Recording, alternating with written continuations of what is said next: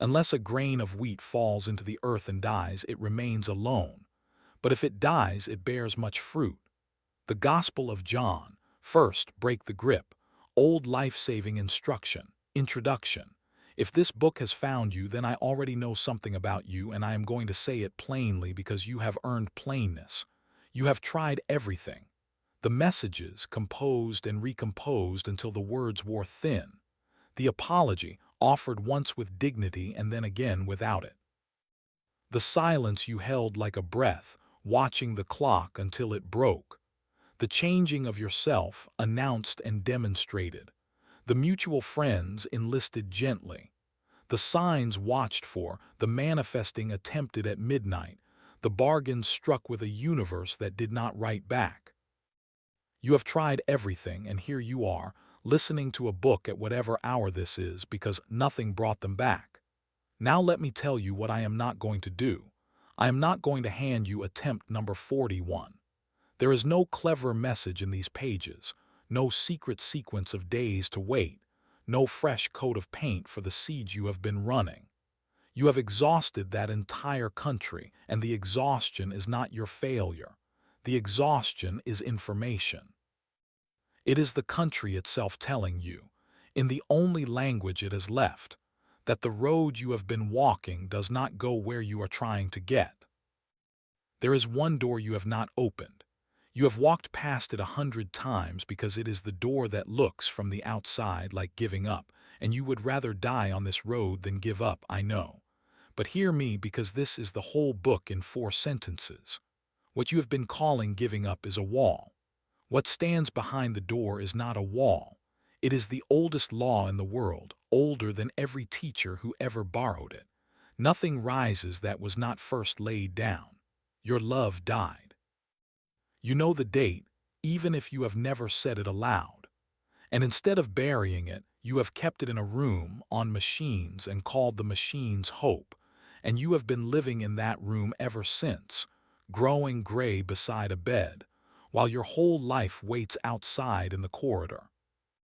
This book is going to walk you out of that room. It is going to teach you the one thing you have not done, the thing the title means by do this.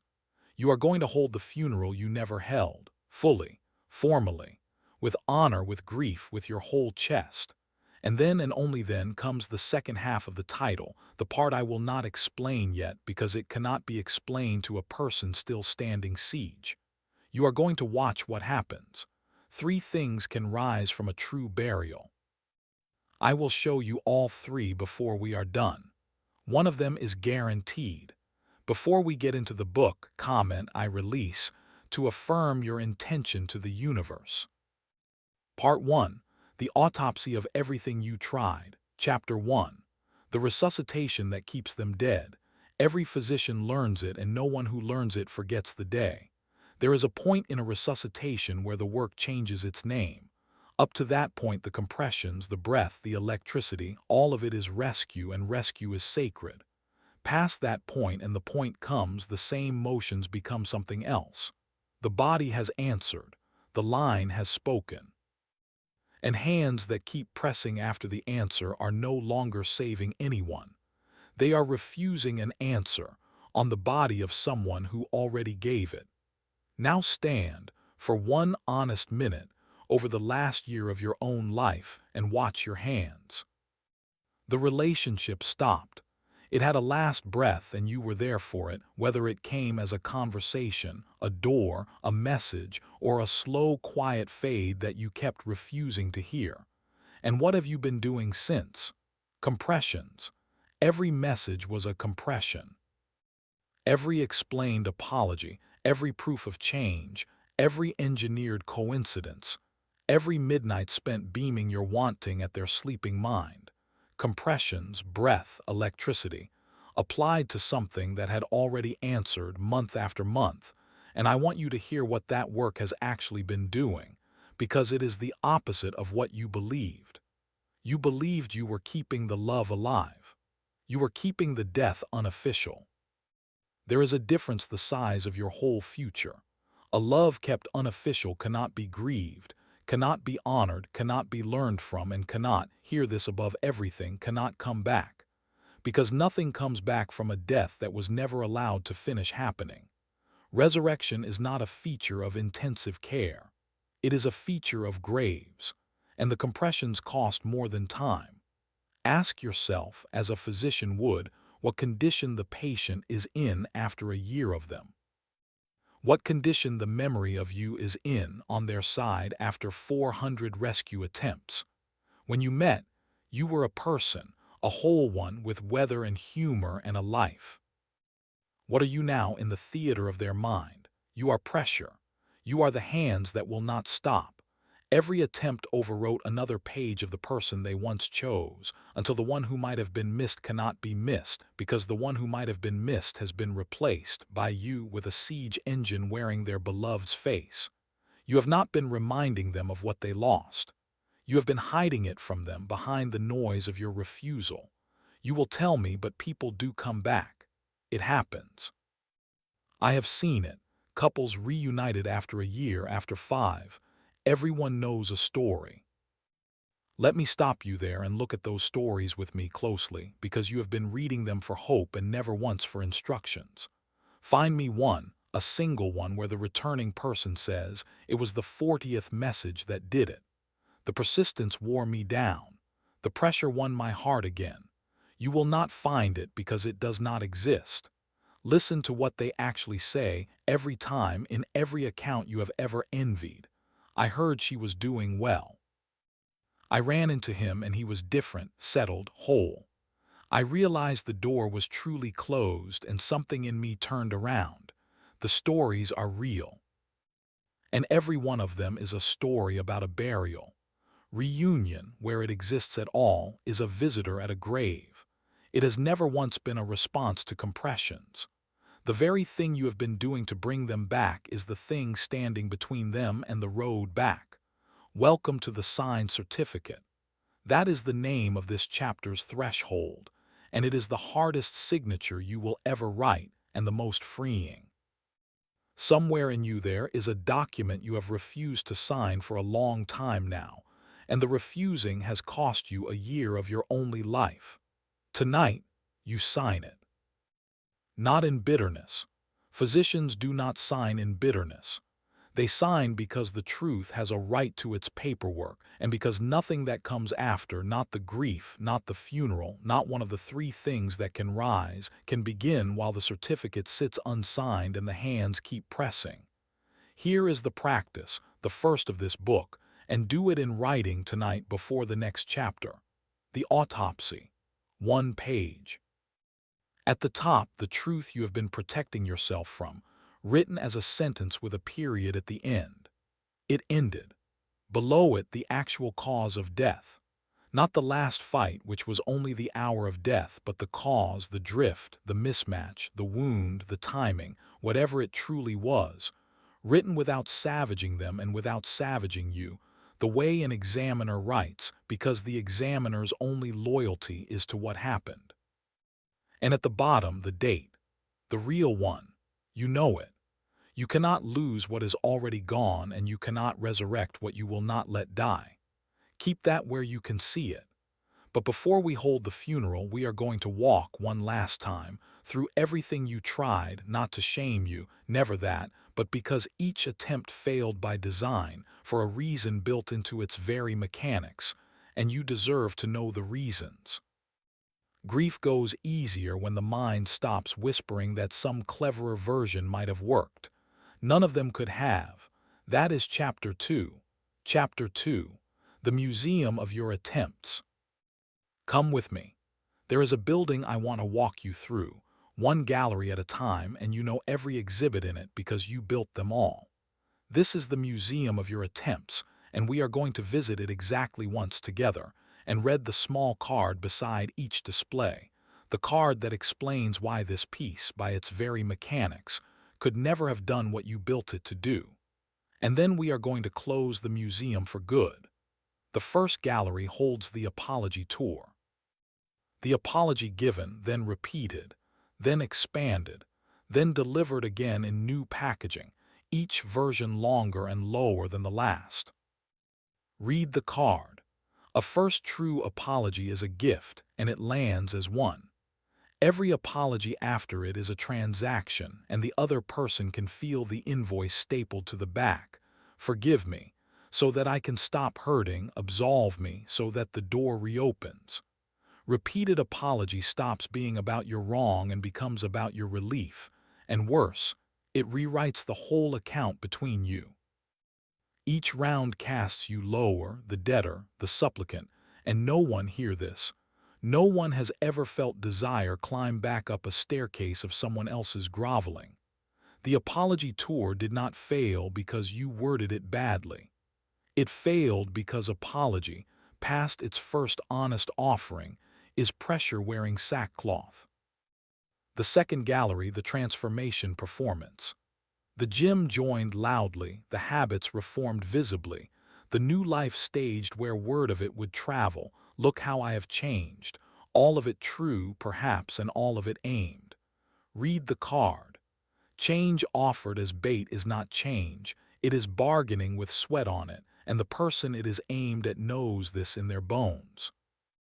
They know the improvements are invoiced, that the new body and the new calm come with a return by date, and that if they came back, they would be coming back not to a changed person, but to a performance that now must never end. And they know one thing more, the thing that seals this gallery. Change that is real does not need them to see it. The moment your growth requires their audience, it announces its own falseness and repels the very witness it was built for. The third gallery, small and ugly, and we will be quick. The manufactured jealousy. The photograph posted with intent, the name dropped where it would carry, the happiness staged at volume. The card is one line. Jealousy can make a person grab, and grabbing is not returning, and whatever is grabbed in jealousy is dropped the moment the fear passes, and you knew this even while you hung the exhibit. The fourth gallery, the emissaries. The mutual friends deployed gently, deniably, carrying soundings and leaving impressions. The card. Every emissary announces the siege. However soft the friend's voice, what the other person hears is, I am being worked on through my own people, and a heart that feels worked on through its own walls does not soften. It fortifies, and it begins, quietly, to trust the mutual world less, which means the very bridges you might one day have walked across in innocence are the bridges your emissaries burned. The fifth gallery, and I say this one with care, because it may sting worst. The manifesting done at them. The visualizations aimed at their will, the midnight sessions bending your whole inner force toward the turning of one specific heart, the scripting of their return in their voice. Read the card slowly. Work aimed at your own becoming gathers you. Work aimed at another's choosing is siege by other means. Pressure moved to the one theater where you could pretend it was not pressure, and it fails twice over. It fails with them, for even at the level where such things move, a summons is a summons, and wills, like wild things, bolt from the grip. And it fails in you because every session spent bending toward their decision was a night spent at the address of not having them, and you know, or will soon, what gets delivered to that address. And the last gallery, the one you were proudest of. The no contact that was not. The silence held like a held breath, with a stopwatch running and an ear to the ground, 30 days of tactical quiet designed to be noticed, engineered absence as the final gambit. The card. Silence with an agenda is the loudest message in the museum. It arrives, it is read fluently, they always read it, and what it says is, I am still here, pressing, only now in mime. Absence works no better than presence when both are aimed, because the aiming was always the problem, and a siege does not end when the catapults go quiet. It ends when the army goes home. You will tell me, then I was a fool 6 ways and the museum proves it. Let me stop you there and hear what the museum actually proves. Every exhibit in this building was built by love, with both hands, out of the only materials pain had lying around. You were not a fool. You were a person in a burning season doing what burning people do, and the card on the museum's front door, the one we hang as we leave, says only this: nothing in here failed because its builder was unworthy. It failed because pressure cannot manufacture desire in any costume by any door, and every room in this building was pressure in costume. Welcome to the closed museum. Tonight it becomes what museums are, a place the past is honored and not lived in. Here is the practice, and it is a ceremony, so treat it as one. The retirement. Take a page and list your exhibits, your actual ones, by name, the tour, the performance, the emissaries, all of them your own galleries. Read the list once aloud without flinching. Then write beneath it one sentence in your own hand. These are retired with thanks, for they were built by love and they are finished. And put the page away where you keep finished things. Every attempt was a key tried in a door that opens from the other side. Let that be the plaque over the exit. But there is one more thing to understand before the funeral, the deepest mechanics of all, the reason the door only opens from the other side, and why every year of your pressing has been holding it shut. For that we go to the walls of a besieged city. That is chapter 3. Before we get into the next chapter, you can download a free ebook version of this audiobook completely free. It's the first link in the description and in the pinned comment below this video. Chapter 3. The Siege and the Gate.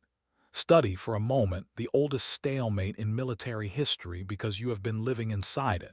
A city walled, an army camped outside it year upon year. And here is the fact the generals learned across 3,000 years of these standoffs, the fact that decided more sieges than hunger ever did. A besieged city cannot open its gates. Even when the people inside are starving, even when half of them in secret want nothing more than to open them, the gates stay shut, and the reason is not stubbornness. The reason is that under siege, opening the gate stops being a choice and becomes a surrender. The army outside has changed the meaning of the door. Any opening now is defeat, humiliation, the loss of everything a self is built on, and so the city holds, and would rather hold forever than open under pressure, because cities, like hearts, will starve before they will kneel. Now walk the walls of the one you love, and see your own campfires from the ramparts. Every attempt in the museum, every message and silence and emissary and midnight sending, was a tent pitched outside their gates, and your army has been camped there so long that you have stopped seeing what your presence does to the meaning of their door. Perhaps they have missed you. Perhaps, on certain nights, someone on those walls has stood looking out at your fires with an ache you would not believe. It does not matter, and here is the terrible mechanics of why. As long as the army is camped, coming back is not coming back. Coming back is capitulation. To open the gate while you are pressing is to admit the pressure worked, to reward the siege, to walk out with hands raised into a relationship that begins with their defeat, and no heart with any spine in it will do that, and be honest, you would not want a heart without spine in it. The cruelest paradox of your whole campaign is this. The person behind those walls can only return freely, and your camped army is precisely what makes free return impossible. You are not failing to open the gate. You are the reason it cannot open. And understand what this means about the door itself, because it is the hinge of the entire book. People do not come back through your efforts. There is no through. Every path back that could ever exist runs past the place where your army used to be, across ground that has been visibly, genuinely vacated, to a gate that has been returned to its old meaning. Just a door, openable without surrender, closable without war. A door with no one leaning on it from outside. You cannot hold a door open for someone. A held door is a man position. You can only unlatch it and go home and let the ground grow over where the tents were, and then, and only then, Does the walk back become something a free heart could ever take? You will tell me, but if I break camp entirely, they will think I stopped caring, and the last thread will be cut. Let me stop you there and look at what the thread is actually made of. What you are calling a thread, the monitoring, the residual presence, the small maintained positions, is, from the walls, the last of the siege. And it is doing the last of the siege's work, keeping the gate a battlefield. And as for their thinking you stopped caring, hear the deeper truth. An army going home is the single most legible act in the world. It is not read as indifference. It is read from every rampart in history as the end of the war, and the end of the war is the only condition under which anyone ever has come out to see what remains. Welcome to the lifted siege. Tonight the withdrawal begins, and it must be total because a siege reduced is still a siege, and one maintained outpost keeps every gate in the city sealed. Here is the practice. The last outpost audit. Take the page and map your positions honestly, every place your army still camps. The profiles checked from the dark. The mutual channels kept warm for intelligence. The route still walked for accidental proximity, the platforms haunted, the friend kept close mostly for the news they carry. Name each position. And then this week strike the camps one by one, physically, the unfollows, the muted channels, the routes rerouted, each one a tent folded, until the plain before their walls stands empty, and the wind moves through where your waiting used to be. No city ever opened its gates to a camped army. Every city has opened them to an empty field. And now, with the certificate signed, the museum closed, and the army marching home, you are ready, truly ready, for the thing itself. The center of this book, the doing of the do this. There is a ceremony waiting, older than every civilization that ever practiced it, and it exists because the human heart cannot finish what it will not formalize. That is Chapter 4 and Part 2. Part 2. The Funeral, Chapter 4. The funeral you never held. In every culture that has ever lasted, on every continent, among peoples who agreed on nothing else, one practice appears without exception, and its universality should stop you cold. The funeral. Wherever human beings have loved and lost, they have gathered, formally, deliberately, at an appointed hour to do a strange and costly thing, to make an ending official. And the old wisdoms are unanimous, eerily so, about what happens when this is skipped. The unburied do not rest. Every folklore on earth says it in its own tongue. What is not laid down properly walks. It walks the house, it walks the roads, it walks the dreams of the living, not because the dead are cruel, but because the living, by refusing the ceremony, refuse to let the ending finish. And an unfinished ending has nowhere to go but round and round the halls of the one who would not close it. You are being walked. You have known it for a long time. The 3 in the morning visitations, the songs that ambush, the conversations that continue in your head with a person who is not in the room, the whole haunted architecture of your current life. And you have believed the haunting proves the love is still alive, when the folklore of the entire species stands ready to correct you. The haunting proves the death was never honored.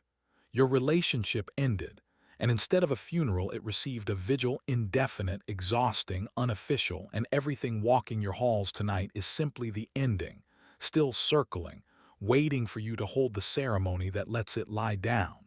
So we hold it. Not metaphorically, not someday, and not small. This chapter is the do this of the title, and I am going to give it to you whole, as a right with parts, because the heart does not release to vague intentions. The heart releases to ceremony, it always has, that is what ceremony is for. First, the appointment. A funeral is not held whenever grief happens to surge. It is scheduled.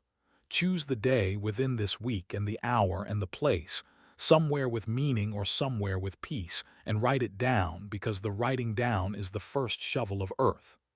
Second, the eulogy, and this is the part that will undo you and must. A eulogy is not a complaint and not a case file. It is the honoring of what was real. So you will write it beforehand by hand, what they actually were at their best before the ending rewrote them. What the love actually gave you, the rooms of yourself it opened, the laughter, the specific irreplaceable good of it. Every line true, every line generous, because you are not burying a villain, you are burying a love, and love is buried with honor or it does not stay buried. Third, the honest accounting. After honor, truth. The cause of death from your autopsy, read aloud once in plain words without cruelty toward either name in it. This happened. It ended because of this. A funeral that will not say how the death came is a funeral the mind refuses to believe. Fourth, the thanks and the farewell, spoken in full. Thank you for what was real. I am sorry for my share of the ending. I forgive your share, or I am beginning to. And then the words themselves, the ones you have refused for a year, said aloud, complete unhedged. Goodbye. Not goodbye for now. Not goodbye unless. The whole word with its whole weight, because half a goodbye buries half a body, and half-buried things you know by now walk. And fifth, the committal, the physical act, because the body keeps what the mind alone cannot. Something given to the earth or the fire or the water. The letter you wrote, burned in the grate. The small box of keepsakes, not destroyed, never destroyed, but closed, sealed, and placed deliberately in the deep of a cupboard, a grave with a location. The ring moved from the hand to the box.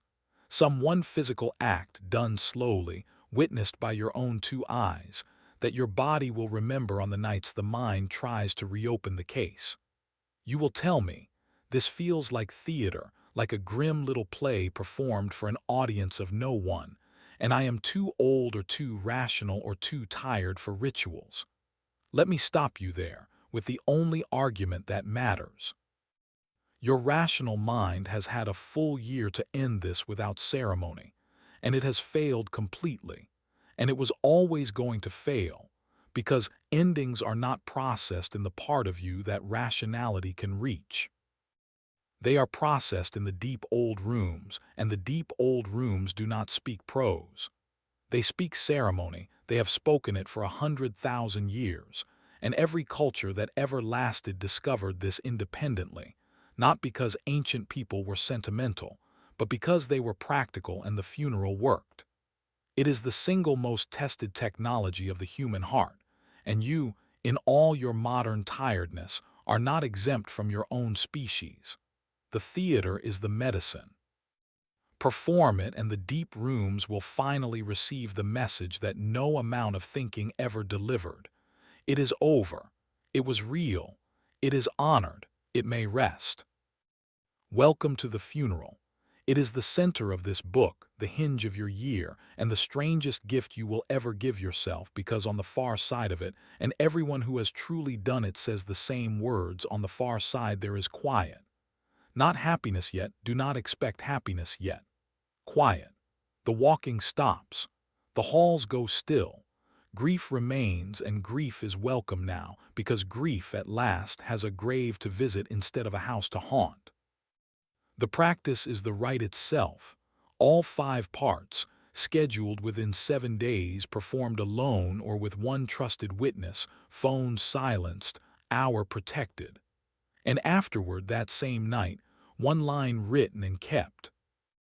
On this day I buried it with honor, signed in your own name, the unburied walk, the buried rest. And only the resting remember it, only the resting can ever rise. But the day after a funeral is its own country with its own dangers, and the first of them arrives disguised as a question. What am I now allowed to feel about them? What may I keep? What must the grave mean? The answer is gentler than you fear, and it is the difference between a grave and a wall. That is Chapter 5. Chapter 5. The grave is not a wall.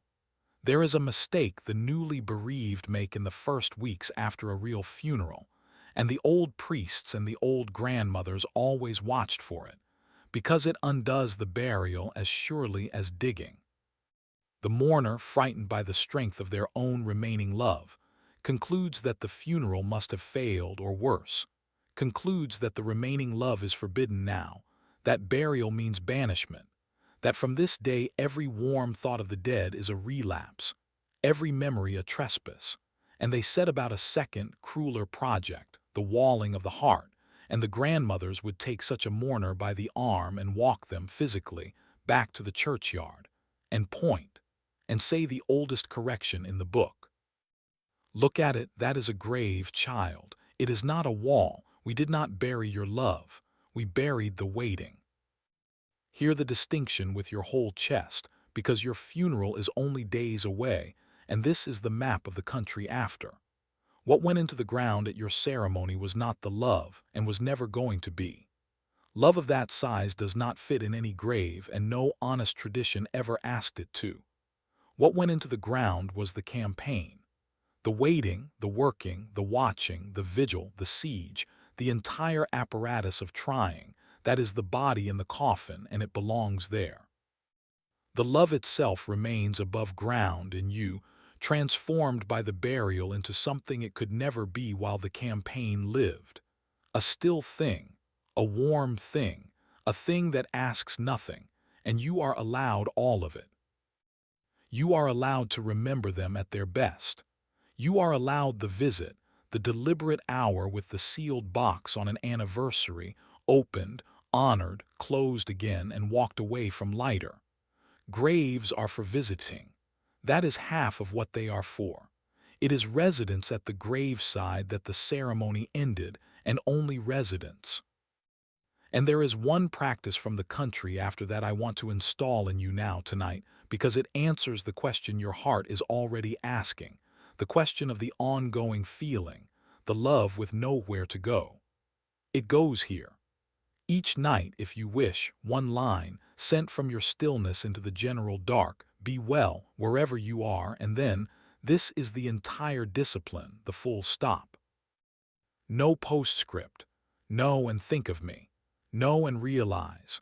No come back stitched invisibly into the hem of the blessing.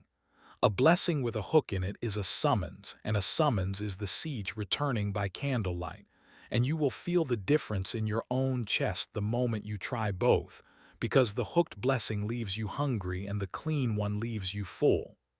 Be well, wherever you are, full stop.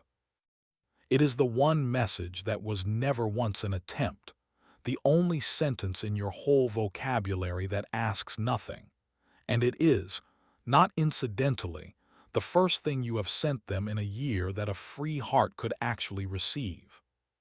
You will tell me, but if I am still allowed to love them and still allowed to bless them, have I really let go at all, or is this just the vigil with better furniture?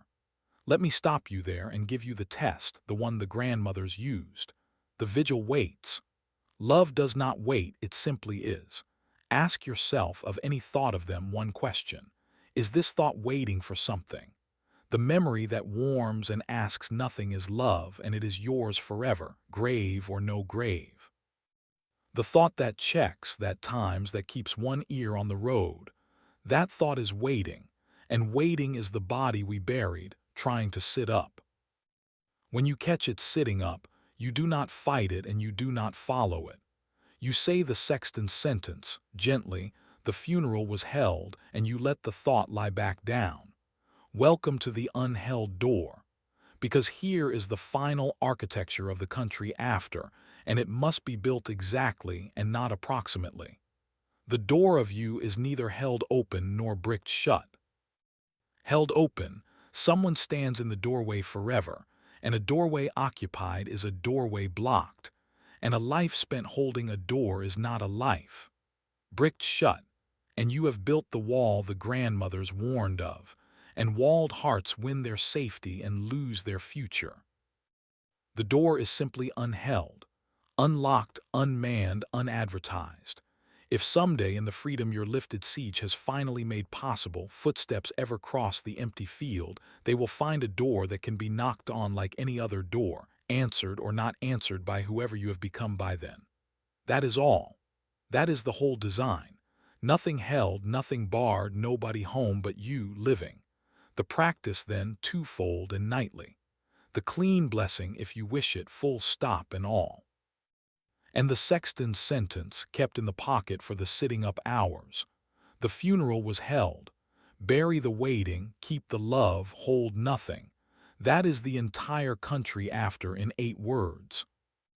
But there is treasure in that country too, and almost nobody warns you about it because almost nobody holds the funeral. When a siege of that size ends, an enormous army comes home, and the army is yours, and it arrives at your gates carrying everything you deeded away. That is Chapter 6. Chapter 6. The estate you inherit. When the old wars ended, there was always a strange, dazed season that the chronicles barely mention, the season of the army coming home. Roads filled with returning men. Garrisons that had bled a kingdom's treasury for years marched back through their own gates, and treasurers, doing the sums, would discover something that changed the whole decade after. The war had been costing everything, not just what was counted, the gold, the grain, the obvious. The uncounted costs, the fields unplowed because the hands were at the front, the trades unlearned, the whole vast wealth of a nation's attention, poured for years into one horizon. And when it came home all at once, kingdoms that had felt poor for a decade woke to find themselves, overnight, bewilderingly rich. You are that kingdom, and your army is on the road home tonight. And this chapter is the treasurer's ledger, because you have no idea, none, what this campaign has been costing you, and therefore no idea what is about to come back. Count with me. The evenings. Everyone for how long now, garrison, spent on watch, on analysis, on the composing and the deciphering, hundreds of them, a treasury of evenings coming home. The mornings, which for a year have opened with a reach for intelligence from the front, coming home. The music you stopped playing because it was theirs, the streets you rerouted around, the cafe surrendered, the friends half lost to the awkwardness, whole provinces of your own city, seated without a battle, coming home. And the deepest holding of all, the one you will feel the return of like blood into a numb limb, your self-image, which you handed over entirely, which has been administered from their territory all this time, your worth calculated daily from their silence, your beauty and your future appraised by a court that stopped attending. That too marches home tonight, the whole ministry of how you see yourself, back under your own flag.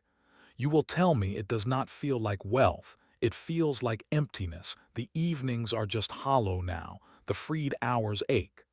Let me stop you there because you are describing something real and misnaming it. What you are feeling is not emptiness, it is demobilization. An army that has stood siege for a year does not know, on its first night home, what hands are for if not for holding weapons, and the hollow ache of your freed evenings is simply attention, standing in your own courtyard, awaiting reassignment, and attention awaiting reassignment feels like grief's little brother for a while. That is normal, and it is temporary, and it is the treasurer's signal that the wealth has, in fact, arrived. Empty hands are the first form riches take. Welcome to the repossession, because inherited estates do not manage themselves and wealth left standing goes to weeds. The freed attention must be deliberately reassigned province by province, and there is an order to it that matters. First, reclaim the ceded ground physically because territory is retaken with feet. The cafe entered again, alone, head up, at your own table, not as a pilgrimage, as an owner's inspection. The music played loud in your own kitchen until it belongs to you again, and it will. Songs are loyal to whoever plays them most. The streets walked, the friends called, the flag planted back on every province the campaign surrendered. Second, reassign the garrisons. The evening watch becomes the evening craft, the class, the court, the instrument, the body rebuilt for its own sake. Give the veterans real work. The hands relearn peace fastest when the peace has weight to lift. And third, repatriate the ministry of yourself.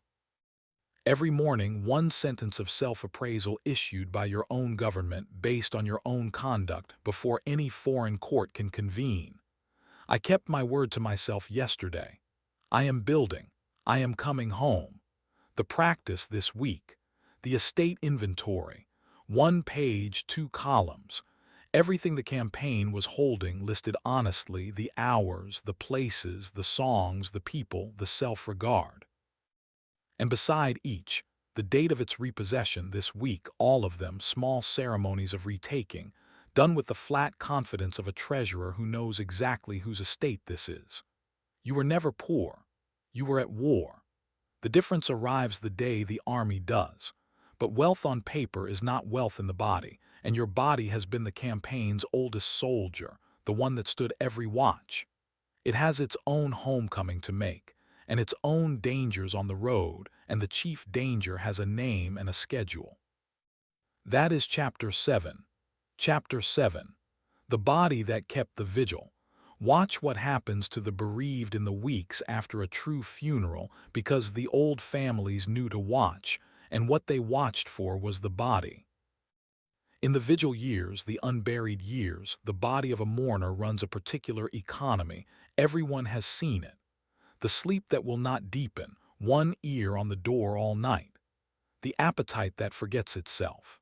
The shoulders carried high, the jaw set, the whole frame organized around a listening that never stands down, because the body, whatever the mind pretends, knows when a watch is being kept and keeps it. And then the funeral is held, truly held, and the old families would say to each other, in kitchens, in the plain wisdom of people who had buried much, "Now watch the body remember how to live." The sleep first. Then the hunger, honest hunger, sometimes shocking in its return. The color. The frame unclenching downward, vertebra by vertebra over weeks, like a sentry finally told, in words the sentry believes, the war is over, stand down. Your body has been the vigil's oldest keeper, and it deserves to be told directly in its own languages that the funeral happened because the body does not read your journal. It reads signals, and this chapter is the signal book. Sleep is the first dispatch.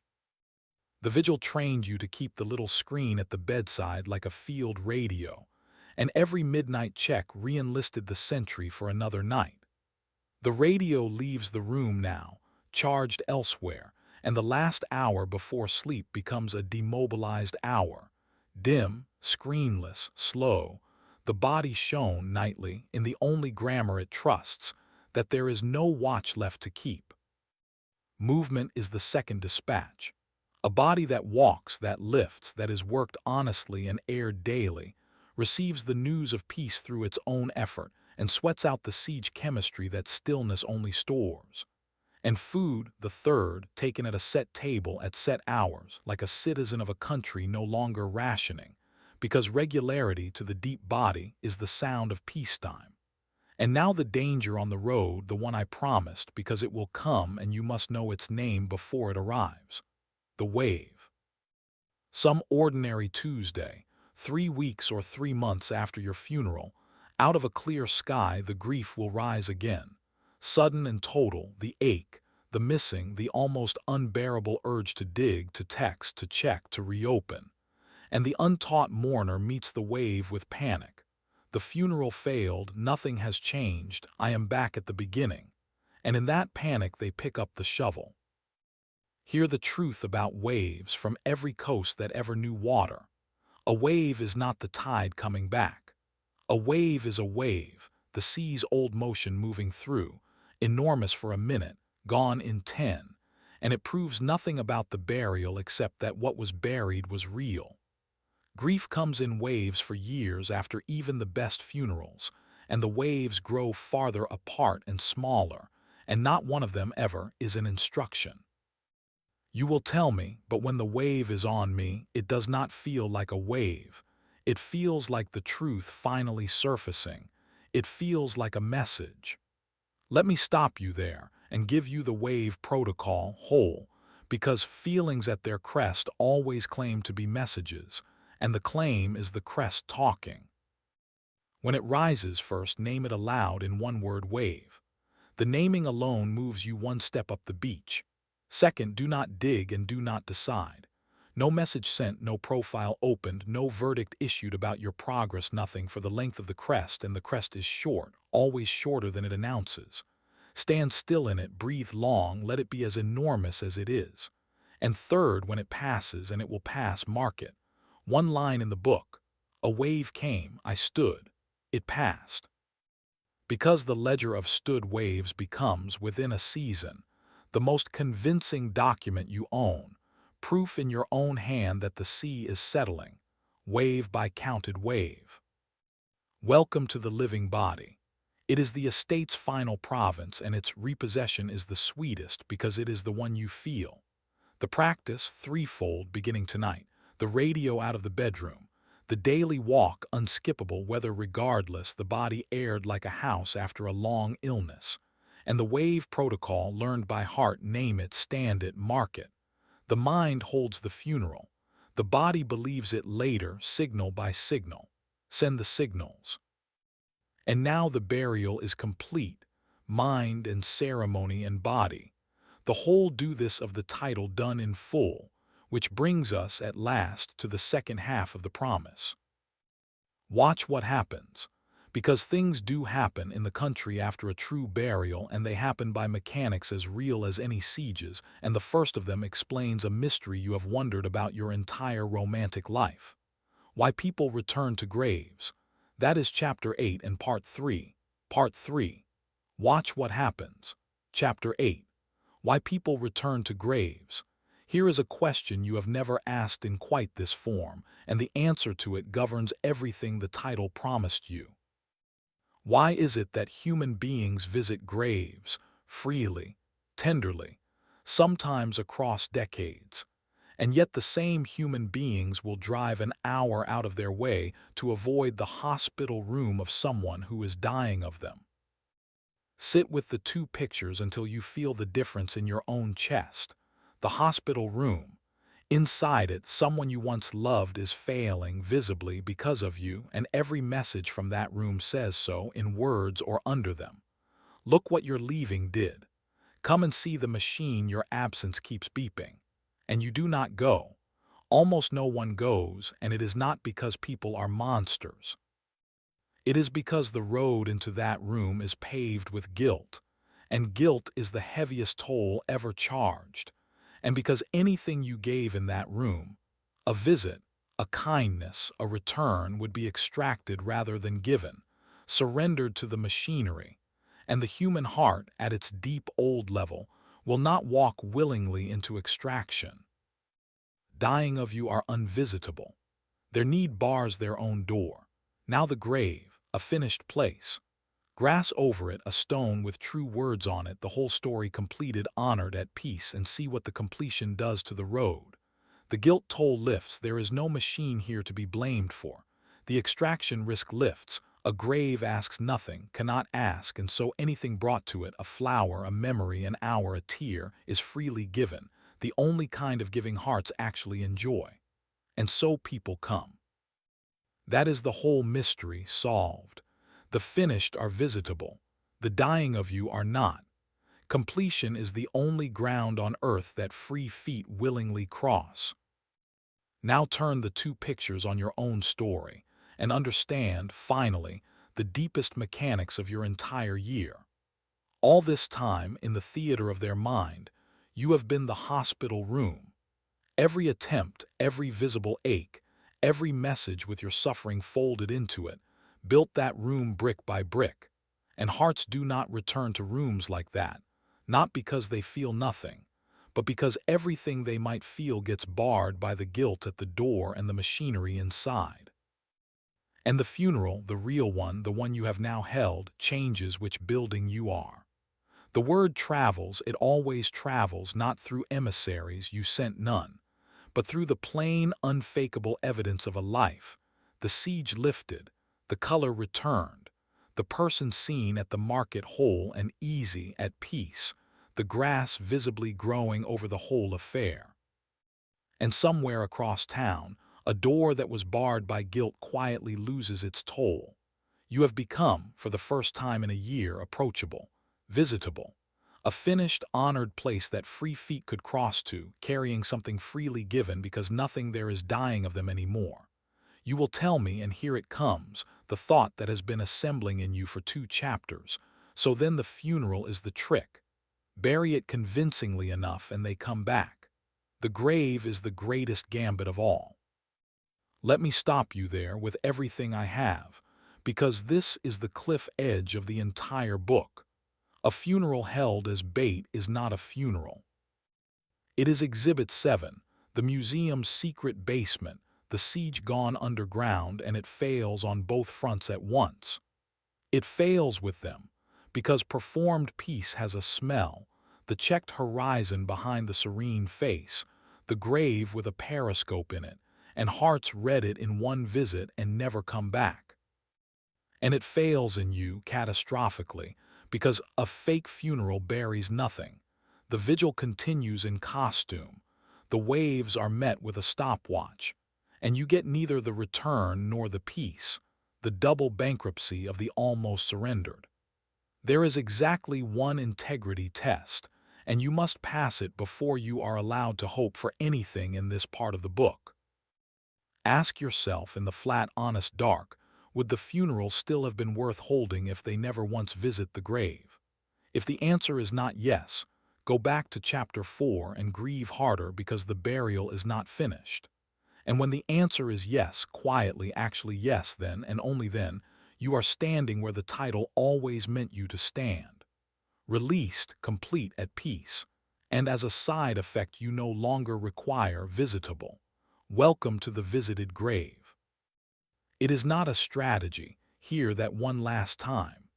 It is a description of how the country works, offered so that when footsteps come, if they come, you will understand what made the road walkable, and so that you will never again in this life mistake a hospital room for a way to be loved. The practice for this chapter is one question, kept like a stone in the pocket, taken out whenever hope begins to scheme. Would I be whole if they never came? Answer it honestly as often as it needs asking until the yes stops flickering. The needed cannot be approached. The finished can. That is the whole law of return, and it has no exceptions. But what actually comes up that road in the real accounts in the lives that truly buried is not one thing. It is 3, and you do not get to choose among them, and every one of them is larger than what you were originally asking for. That is Chapter 9. Chapter 9. The 3 things that rise. Now I will show you the harvest, and I will show it to you honestly, all 3 forms of it, because the accounts of the truly buried, gathered across every tradition that ever taught this work, agree on the shape of what follows. Something always rises from a real grave. The soil of a completed ending is the most fertile ground in human life. That is why the wheat grain stands at this book's front door. But what rises is not ordered from a catalog, and the released, by definition, are the ones who let the harvest choose its form. Sometimes the first form. They rise. The footsteps do come across the empty field, weeks or months or years after the burial. A message with a different weight to it, a meeting requested, the person themselves, changed, standing at the unheld door. And I owe you the whole truth about this form, both halves of it. The half you want to hear is that it happens, genuinely, more often to the buried than the besieging, for every reason Chapter 8 laid bare.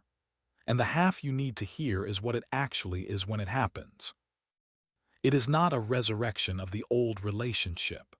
The old relationship is buried, stays buried, must stay buried, and the 2 people at that door are new people.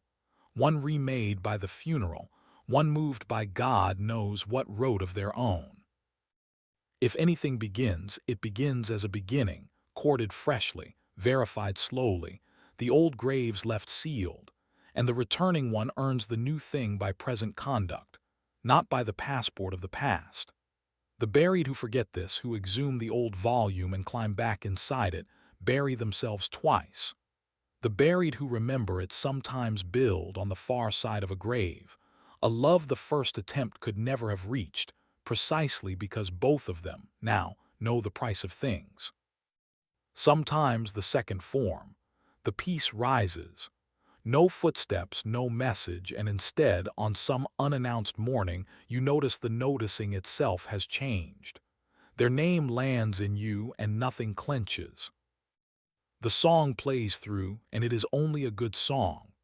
The rooms of your life stand unhaunted, the halls quiet, the grief transformed into that still warm thing from chapter 5 that asks nothing and aches nowhere. And I want to defend this form in advance, because the untaught rank its second prize, and the taught know better. This is the form every other form depends on, the ground state of the healed, and the accounts are moving on this point. The buried who received the peace describe it, again and again, not as consolation but as astonishment. I did not know mornings could weigh this little. It is not the absence of the miracle. It is the miracle in its plainest clothes. And sometimes the third form, the new rises, because the empty field before your walls is empty in all directions now, and a person at peace, visitable, whole, radiating the finished quiet of someone who buried honorably, is, and there is no way to say this delicately, magnetic in a way the besieging never were and never could be. The accounts overflow with this form, the love that arrived a season after the funeral, from a direction nobody watched, drawn by exactly the stillness the grave made possible, and receiving it requires only that you not stand guard over the tomb, refusing all other traffic. The garden is allowed to grow over the grave. That is what graves are for in the end. Every old churchyard on earth is the greenest ground in its parish. You will tell me, but I only want the first form. Be honest, some part of me held the funeral itself with one eye on that road. Let me stop you there gently, because of course it did, and the work does not require that part of you to have vanished, only to have been demoted. Here is the final position of the released heart, and it is subtler than wanting nothing. You may hope. Hope is human and no crime. What you may not do is farm the grave for one crop only, standing over the soil demanding wheat and pulling up as weeds whatever else dares grow. The released plant nothing and refuse nothing. They keep the ground honest and the hands open, and they let the field declare in its own season what this particular burial was for. Welcome to the harvest. Its practice is a small weekly liturgy, 5 minutes, 1 page. What rose this week? The peace deepening, the new face at the edge of things, the memory that visited kindly, the footsteps, if footsteps came, all of it recorded without grading, without ranking against the crop you originally ordered, because the discipline of receiving the actual harvest, rather than auditing it against the imagined one, is the last skill this book teaches, and the one that decides whether the rising blesses you. You do not choose what rises. You only choose whether the ground is ready. Yours now is, but I have kept one thing from you, held back to the end because it could not be believed at the beginning, and it is the largest thing in the book. Among the 3 risings there is one I have not named because it is not a sometimes. It rises from every true burial, every single one, first out of the ground and greater than the other 3 together. That is chapter 10. Chapter 10. The one who rises is you. Go back one last time to the person who pressed play on this book. Look at them without flinching, because you can afford to now.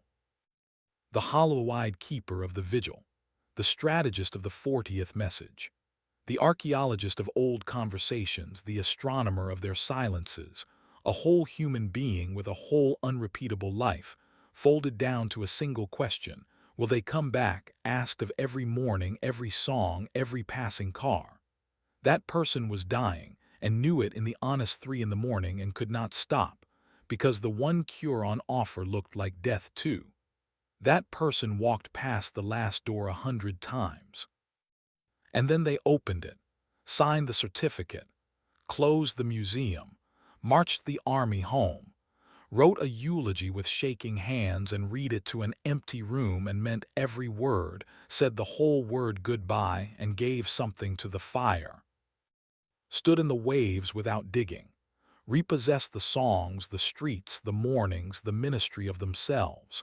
And somewhere in that work, on no particular day, without announcement, the thing happened that I could not tell you about at the start, because the besieged cannot believe it. The funeral you held had two bodies in it. The campaign went into the ground, and so did the campaigner. The version of you that could be reduced to a vigil, that could spend a year of an only life outside someone's walls, that self was lowered into the same grave, honored the same way, for it too was built by love, and it too was finished. And what stood up from the graveside and walked home was not the survivor of that person. It was the successor. This is the rising that has no sometimes attached. They may come in their season as the first harvest, and if they come they will find, standing at the unheld door, someone they have never met, which is the only version of you worth their meeting. The peace may deepen, the new may arrive, the field will declare its crops as fields do. But you hear it, you have already risen. You rose in the eulogy when you found you could honor what you were losing. You rose in the empty field, in the first evening that belonged to you again. In the wave you stood without digging. In the morning you appraised yourself in your own court, and the appraisal held. The title of this book made you a promise: do this and watch what happens, and you thought all this time that the watching was aimed at their horizon. It was aimed at a mirror. What happens first and always and guaranteed is you. You will tell me, one last objection, the quietest one, but I did not want to become someone new. I only wanted them back. Let me stop you there and answer it with the tenderness it deserves, because it is the truest thing you have said in this whole book. I know. That was the wheat you ordered from this ground, and I will not pretend the ordering was foolish. It was love, all of it. Every clumsy exhibit in the museum was love. But stand in your own churchyard now at the season's end and look at what the ground actually gave. A self that keeps its word to itself. A body off the watch. Rooms unhaunted, mornings that weigh little, a door unheld, a field open in all directions, and a heart that has learned the one thing that will govern every love it ever holds again, that nothing real is kept by siege, and nothing lost is honored by refusing its death, and nothing at all, rises that was not first laid down. You wanted one person back. The ground, which is older than your wanting, gave you back the person the whole rest of your life depends on. Welcome to the risen. It is the last name this book gives you, and you keep it for good, because this is not a state that relapses when the next wave hits or the next love someday ends. God keep it far. You know the technology now, the oldest one the species owned: certificate, museum, siege, ceremony, grave, estate, body, harvest. You will never again stand a year outside anyone's walls. You know where the door is. The final practice then, and it is an appointment with the future. Take the book you have been keeping, the autopsy, the retired exhibits, the stood waves, the weekly harvests, and write in it one last entry, dated 1 year from your funeral day, unwritten, a blank page with only the date at its head. And when that day comes, go to it, visit the grave deliberately, flowers and all, and then fill the page with the year, whatever the field declared, and read it, and see in your own hand, in your own harvest, what happened when you finally did the only thing that was left. You laid it down. Nothing rises that was not first laid down. You laid it down. Now watch. If you enjoyed this audiobook, I created a free ebook version for you. It's the first link in the description and in the pinned comment below this video. Conclusion. The empty field. Stand back one last time and see the whole road in a single look. You came in exhausted. the veteran of everything, the 40 attempts, the vigil, the siege you could not name because you were inside it. And chapter by chapter the road turned. The certificate signed, the resuscitation ended, the death allowed at last to be official. The museum walked and closed with thanks, every exhibit honored as love and retired as pressure.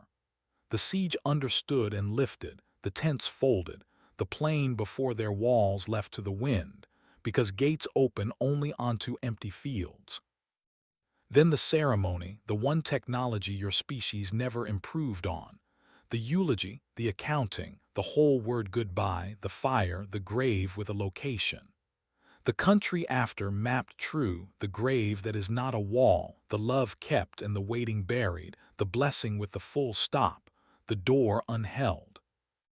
The estate repossessed, evenings and streets and songs and the ministry of yourself, home under your own flag. The body told in its own languages that the war is over, the radio out of the room, the waves named and stood and marked.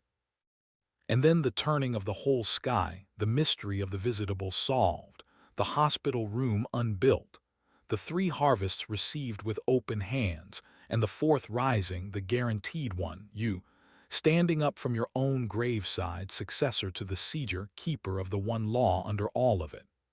You pressed play on this book asking how to bring them back, and the book has answered a larger question, the one underneath, the one you were too tired to ask. How do I get back the person who could be loved at all? And that person is risen and reading this and breathing easier than they have in a year. So tonight, no more attempts. There is nothing left to attempt. There is only the field empty and green and yours, and the door unheld, and the ground honest at last, doing what honest ground has done since the first grain of wheat went willingly into the dark. Comment, I release. One more time, if tonight the words finally weigh what they say. And if this book carried you somewhere, subscribe, so the next one can find you the way everything true finds you now, across open ground, freely or not at all. The funeral was held. The field is empty. Watch what happens. If you enjoyed this audiobook, I handpicked this next book, which will change your life.